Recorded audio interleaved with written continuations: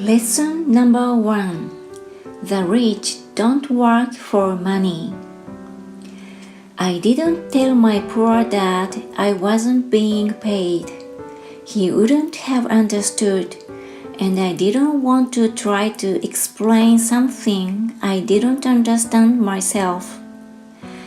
For 3 more weeks, Mike and I worked 3 hours every Saturday for nothing.The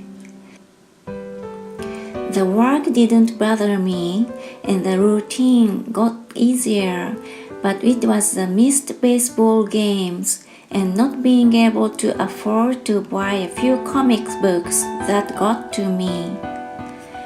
Rich Dad stopped by at noon on the 3rd week. We heard his truck pull up in the parking lot and sputter when the engine was turned off.He entered the store and greeted Mrs. Martin with a hug. After finding out how things were going in the store, he reached into the ice cream freezer, pulled out 2 bars, paid for them, and signaled to Mike and me. "Let's go for a walk, boys."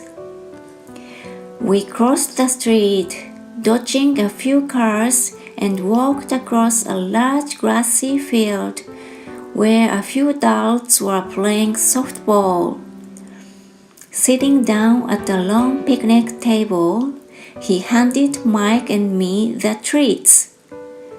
"How's it going, boys?" "Okay," Mike said. I nodded in agreement.Learn anything yet? Rich Dad asked. Mike and I looked at each other, shrugged our shoulders, and shook our heads in unison. Avoiding one of life's biggest traps. Well, you boys had better start thinking. You are staring at one of life's biggest lessons. If you learn it,You'll enjoy a life of great freedom and security. If you don't, you'll wind up like Mrs. Martin and most of the people playing softball in this park. They work very hard for little money, clinging to the illusion of job security and looking forward to a 3-week vacation each year.And maybe a skimpy pension for 45 years of service. If that excites you, I'll give you a raise to 25 cents an hour. But these are good, hard-working people. Are you making fun of them? I demanded. A smile came over Rich Dad's face.Mrs. Martin is like a mother to me. I would never be that cruel. I may sound unkind because I'm doing my best to point something out to the 2 of you. I wanted to expand your point of view so you can see something most people never have the benefit of seeing.Because their vision is too narrow. Most people never see the trap they are in. Mike and I sat there, uncertain of his message. He sounded cruel, yet we could sense he was trying to drive home a point. With a smile, Rich Dad said,"Doesn't that 25 cents an hour sound good? Doesn't it make your heart beat a little faster?"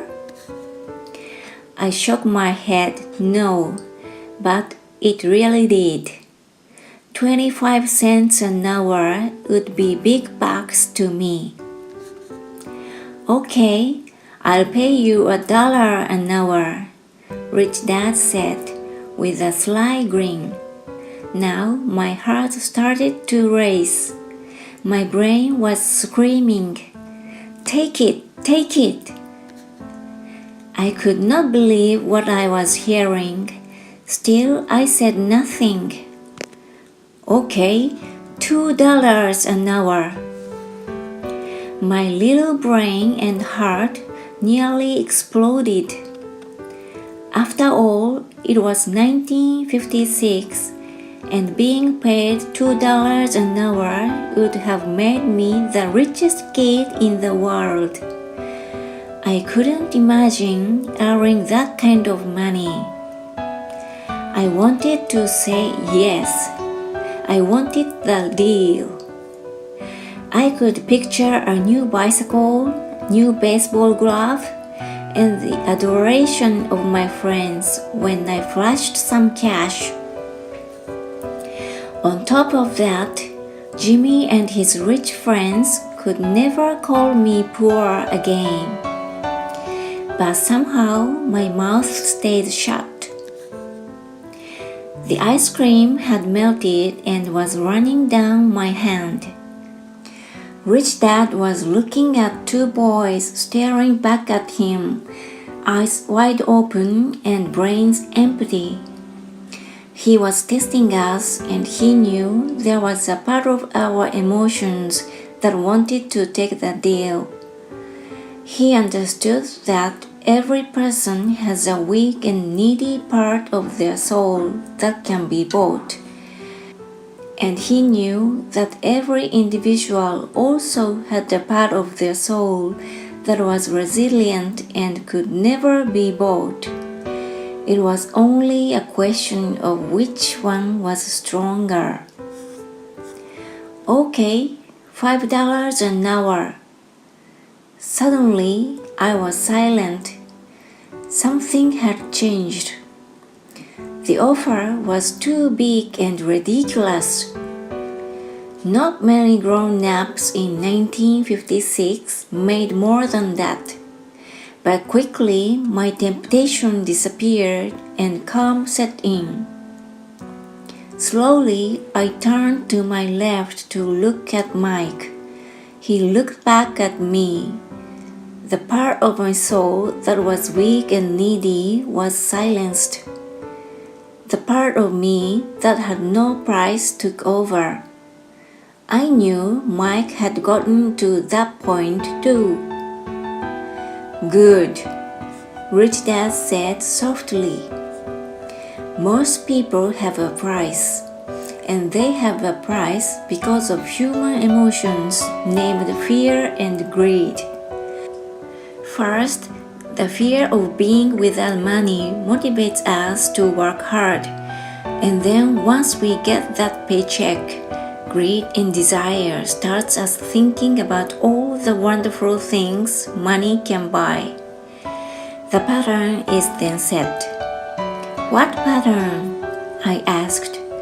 The pattern of get up, go to work, pay bills. Get up, go to work, pay bills.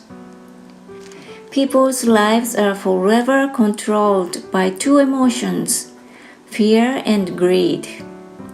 Offer them more money, and they continue the cycle by increasing their spending. This is what I call the rat race. There is another way? Mike asked. Yes, said Rich Dad slowly. But only a few people find it. And what is that way? Mike asked. That's what I hope you boys will learn as you work and study with me. This is why I took away all forms of pay. Any hints? Mike asked. We are kind of tired of working hard, especially for nothing. Well, the first step is telling the truth, said Rich Dad. We haven't been lying, I said. I did not say you are lying. I said to tell the truth, Rich Dad retorted. The truth about what? I asked. How you are feeling, Rich Dad said. You don't have to say it to anyone else. Just admit it to yourself. You mean the people in this park, the people who work for you, Mrs. Martin, they don't do that? I asked. I doubt it, said Rich Dad. Instead, they feel the fear of not having money. They don't control it logically. They react emotionally instead of using their heads, Rich Dad said. Then they get a few bucks in their hands, and again, the emotions of joy, desire, and greed take over. And again, they react instead of think. So their emotions control their brain, Mike said. That's correct, said Rich Dad. Instead of admitting the truth about how they feel, they react to their feelings and fail to think. They feel the fear, so they go to work, hoping that money will soothe the fear, but it doesn't. It continues to haunt them, and they return to work, hoping again that money will calm their fears, and again it doesn't. Fear keeps them in this trap of working, earning money, working, earning money, hoping the fear will go away. But every day they get up, and that old fear wakes up with them. For millions of people, that old fear keeps them awake all night, causing a night of turmoil and worry. So they get up and go to work, hoping that the paycheck will kill that fear, knowing at their soul. Money is running their lives, and they refuse to tell the truth about that. Money is in control of their emotions and their souls. Rich Dad sat quietly, letting his words sink in. Mike and I heard what he said, but didn't understand fully what he was talking about. I just knew that I often wondered why grown-ups hurried off to work. It did not seem like much fun, and they never looked that happy, but something kept them going. Realizing we had absorbed as much as possible of what he was talking about, Rich Dad said, I want you boys to avoid that trap. That is really what I want to teach you. Not just to be rich, because being rich does not solve the problem. It doesn't? I asked, surprised. No, it doesn't. Let me explain the other emotion, desire. Some call it greed, but I prefer desire. It's perfectly normal to desire something better, prettier, more fun, or exciting. So people also work for money because of desire. They desire money for the joy they think it can buy. But the joy that money brings is often short-lived, and they soon need more money for more joy, more pleasure, more comfort, and more security. So they keep working, thinking money will soothe their souls that are troubled by fear and desire. But money can't do that. Even rich people do this? Mike asked.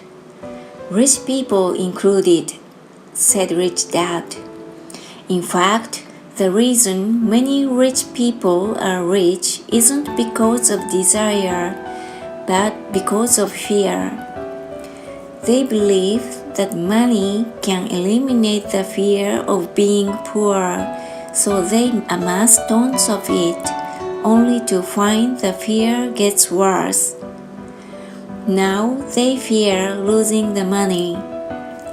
I have friends who keep working even though they have plenty. I know people who have millions who are more afraid now than when they were poor. They are terrified of losing it all. The fears that drove them to get rich got worse.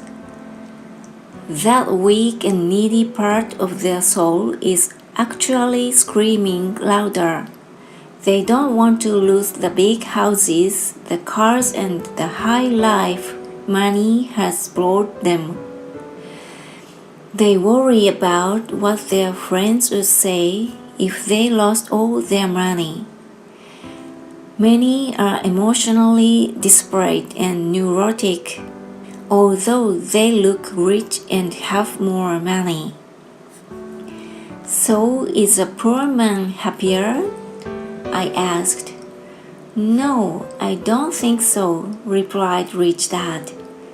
The avoidance of money is just as psychotic as being attached to money. As if on cue, the town derelict went past our table, stopping by the large rubbish can and rummaging around in it.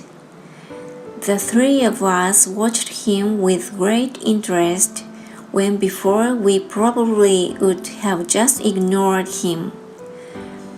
Rich Dad pulled $1 out of his wallet and gestured to the older man.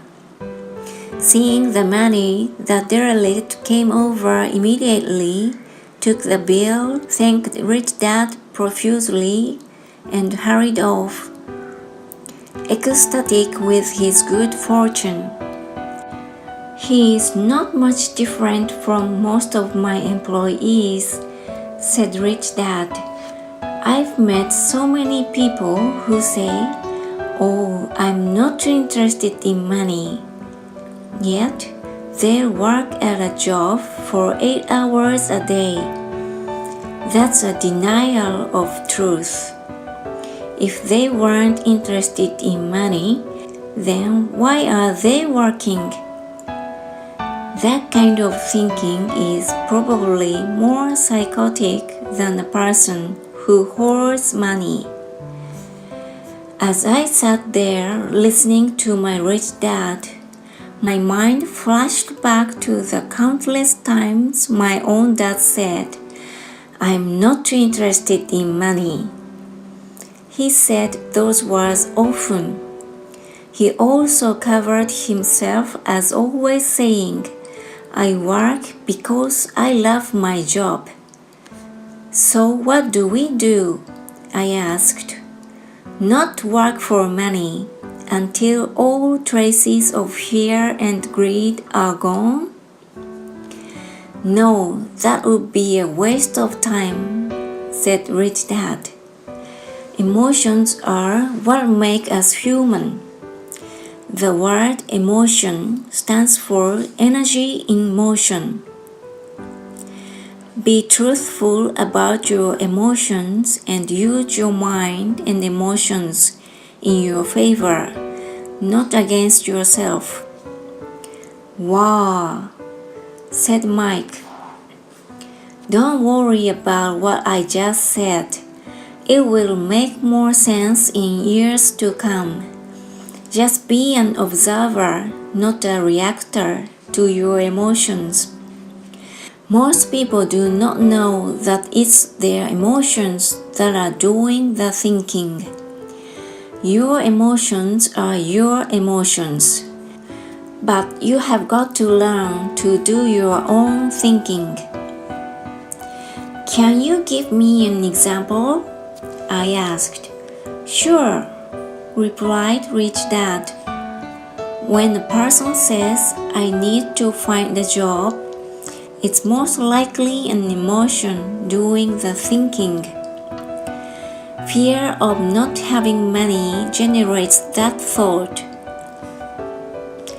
But people do need money if they have bills to pay, I said.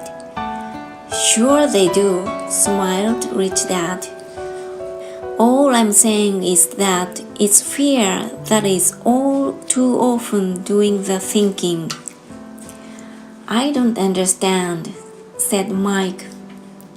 For example, said Rich Dad, if the fear of not having enough money arises, instead of immediately running out to get a job, they instead might ask themselves these questions.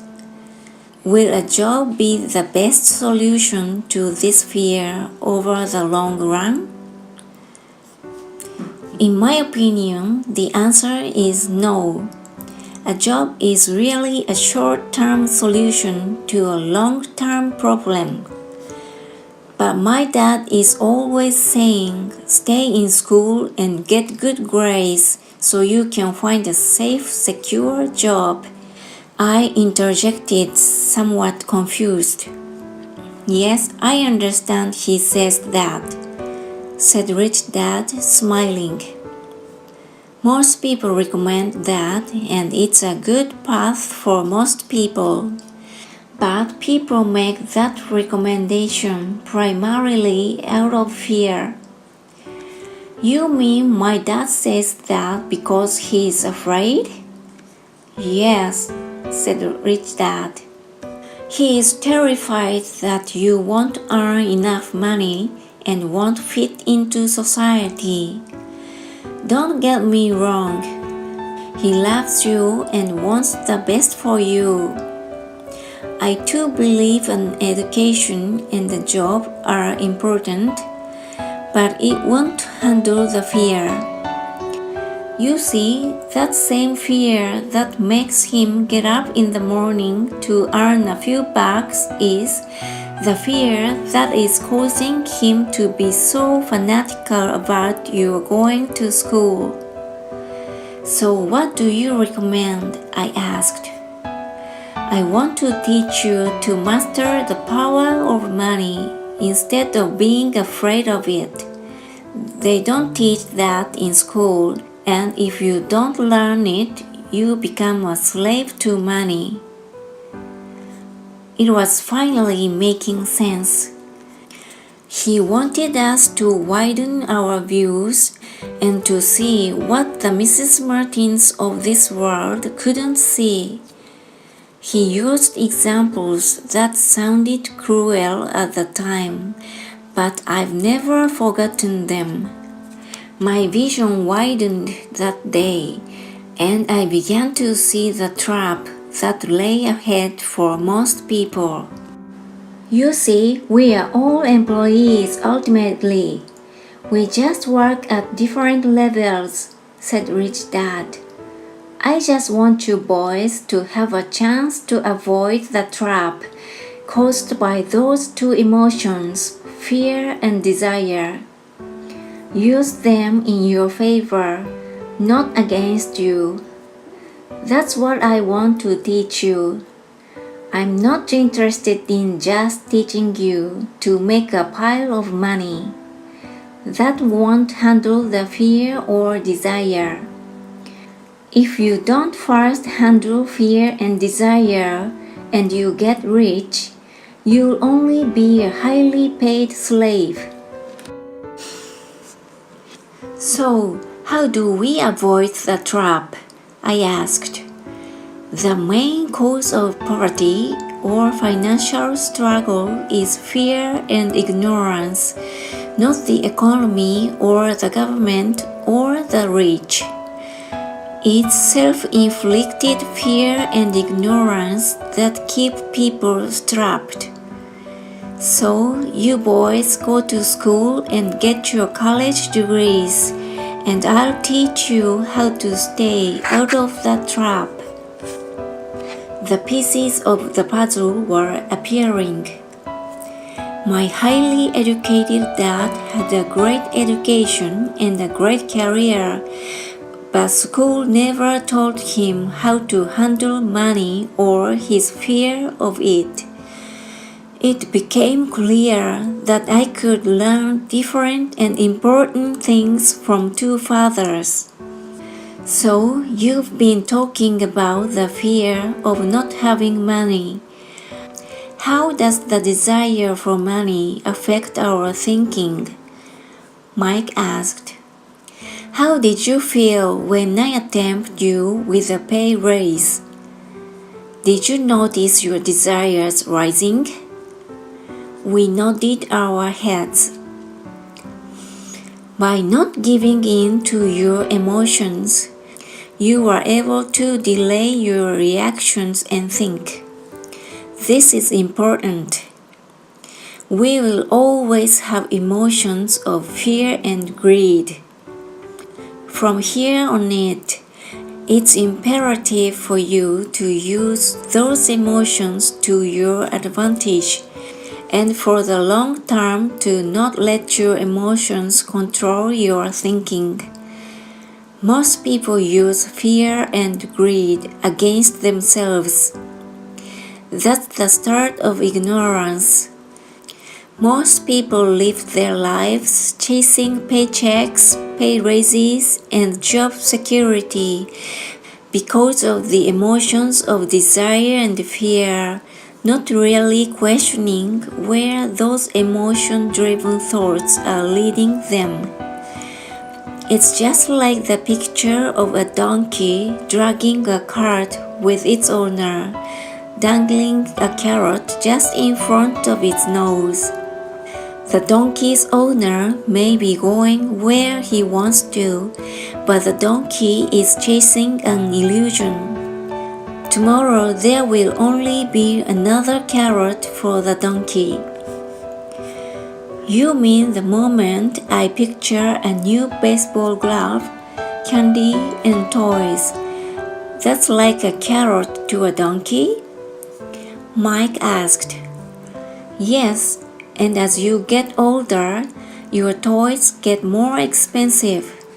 A new car, a boat, and a big house to impress your friends, said Rich Dad with a smile. Fear pushes you out the door and desire calls to you. That's the trap. So, what's the answer? Mike asked. What intensifies fear and desire is ignorance. That is why rich people with lots of money often have more fear the richer they get. Money is the carrot, the illusion. If the donkey could see the whole picture, it might rethink its choice to chase the carrot. Rich Dad went on to explain that a human life is a struggle between ignorance and illumination. He explained that once a person stops searching for information and self-knowledge, ignorance sets in. The struggle is a moment-to-moment decision to learn to open or close one's mind. Look, school is very important. You go to school to learn a skill or profession to become a contributing member of society. Every culture needs teachers, doctors, mechanics, artists, cooks, business people, police officers, firefighters, and soldiers. Schools train them so society can thrive and flourish, said Rich Dad. Unfortunately, for many people, school is the end, not the beginning. There was a long silence. Rich Dad was smiling. I didn't comprehend everything he said that day. But as with most great teachers, his words continued to teach for years. I've been a little cruel today, said Rich Dad, but I want you to always remember this talk. I want you to always think of Mrs. Martin. And I want you always to remember that donkey. Never forget that fear and desire can lead you into life's biggest trap if you are not aware of them controlling your thinking. To spend your life living in fear, never exploring your dreams, is cruel. To work hard for money, thinking that it will buy you things that will make you happy, is also cruel. To wake up in the middle of the night, terrified about paying bills, is a horrible way to live. To live a life dictated by the size of a paycheck is not really living a life. Thinking that a job makes you secure is lying to yourself. That's cruel, and that's the trap I want you to avoid. I've seen how money runs people's lives. Don't let that happen to you. Please don't let money run your life. A softball rolled under our table. Rich Dad picked it up and threw it back. So, what does ignorance have to do with greed and fear? I asked. Because it is ignorance about money that causes so much greed and fear, said Rich Dad. Let me give you some examples. A doctor wanting more money to better provide for his family raises his fees. By raising his fees, it makes healthcare more expensive for everyone. It hurts the poor people the most, so they have worse health than those with money. Because the doctors raises their fees, the attorneys raise their fees. Because the attorneys' fees have gone up, school teachers want a raise, which raises our taxes, and on and on and on. Soon there will be such a horrifying gap between the rich and the poor that chaos will break out and another great civilization will collapse. History proves that great civilizations collapse when the gap between the haves and have-nots is too great. Sadly, America is on the same course because we haven't learned from history. We only memorize historical dates and names, not the lesson. Aren't prices supposed to go up? I asked. In an educated society with a well-run government, prices should actually come down. Of course, that is often only true in theory. Prices go up because of greed and fear caused by ignorance. If schools taught people about money, there would be more money and lower prices. But schools focus only on teaching people to work for money, not how to harness money's power. But don't we have business schools? Mike asked. And haven't you encouraged me to go for my MBA? Yes, said Rich Dad. But all too often, business schools train employees to become sophisticated bean counters. Heaven forbid a bean counter takes over a business. All they do is look at the numbers, fire people, and kill the business. I know this because I hire bean counters. All they think about is cutting costs and raising prices, which cause more problems. Bean counting is important. I wish more people knew it, but it too is not the whole picture, added Rich Dad angrily. So, is there an answer? Asked Mike. Yes, said Rich Dad. Learn to use your emotions to think, not think with your emotions. When you boys mastered your emotions by agreeing to work for free, I knew there was hope.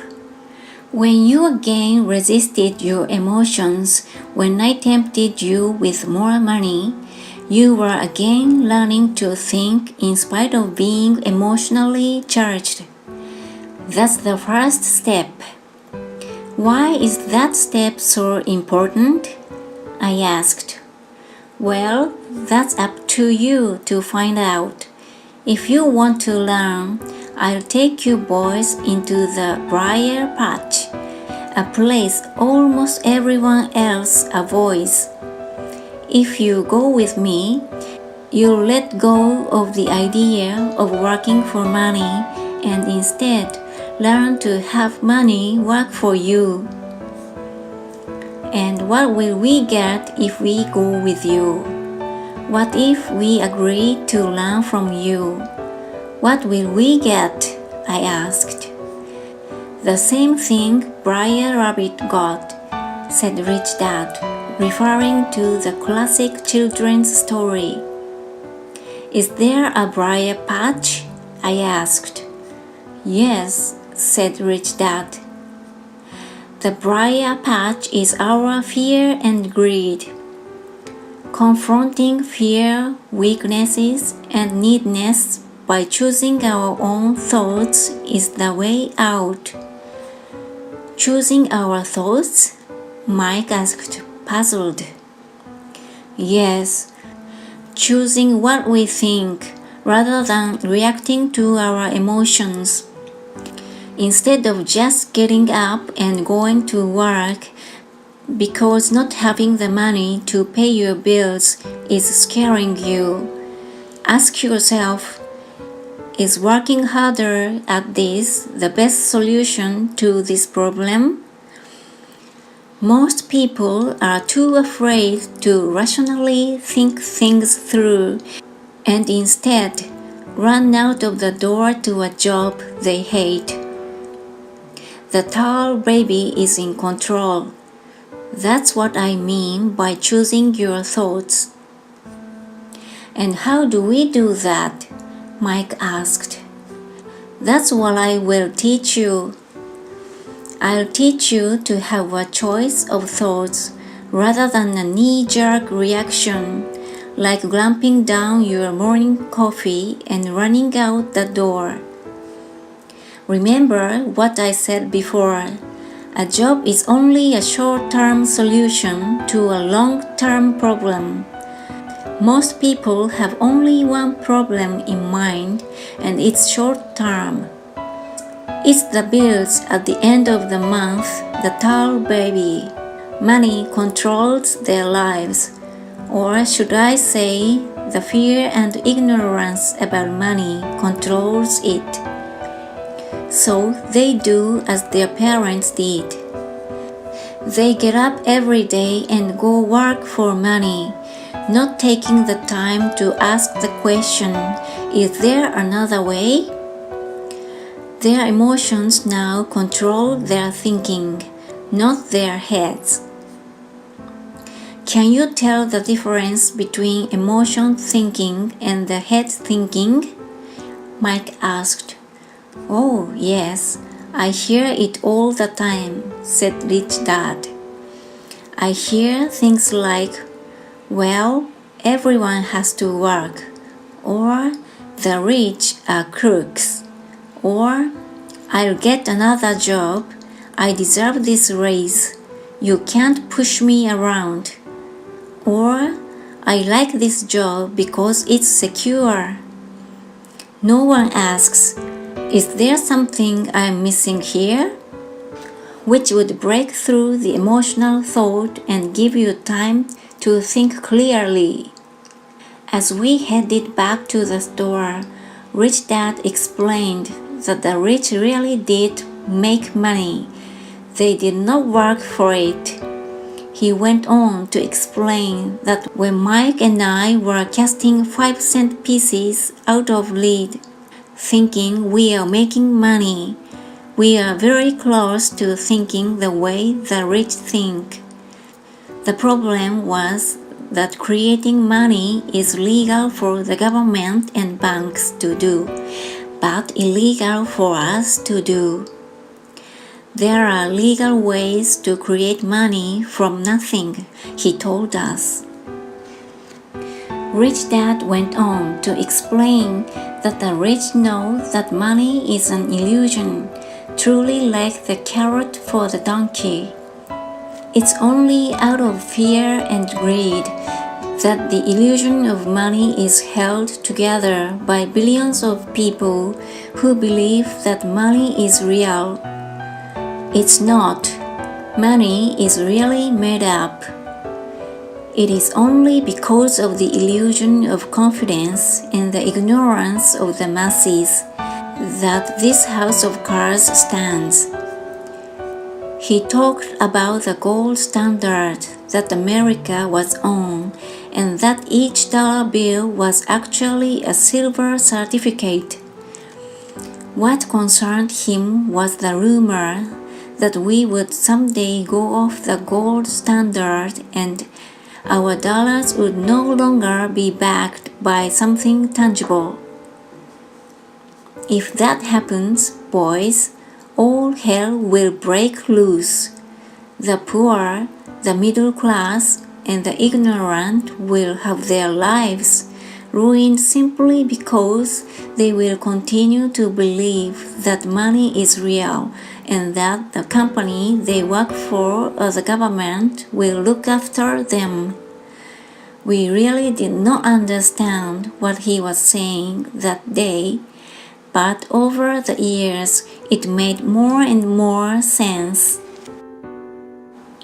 Seeing what others miss. As he climbed into his pickup truck outside his convenience store, Rich Dad said, "Keep working, boys, but the sooner you forget about needing a paycheck, the easier your adult life will be. Keep using your brain, work for free, and soon your mind will show you ways of making money far beyond what I could ever pay you. You will see things that other people never see.